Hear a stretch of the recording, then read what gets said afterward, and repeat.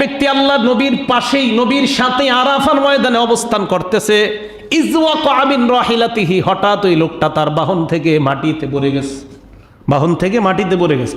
ফাকসাতহু, ঘাড় মটকে লোকটা মারা গেছে, ঘাড় মটকে পুইরা ঘাড়টা মটকে গেছে, লোকটা মারা গেছে।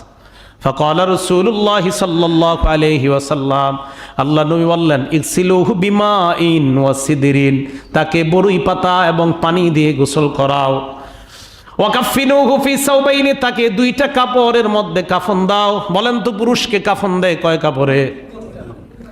ওই হাজীকে কয় কাপড়ে কাফন দিতে বললেন? দুইটা। এরপর নবী বললেন, ওয়ালা তুহান্নিতুহু, তার শরীরে কোনো সুগন্ধি লাগাইবা না। আমরা মৃত ব্যক্তিরে সুগন্ধি লাগাই দিই না? 3 নাম্বার, ওয়ালা তুখাম্মিরু রাসাহু, তার মাথা ঢাকবা না। বলেন তো আমরা লাশের মাথা ঢাকি কি ঢাকি না? আল্লাহ নবী বললেন, 1 নাম্বার, তাকে দুইটা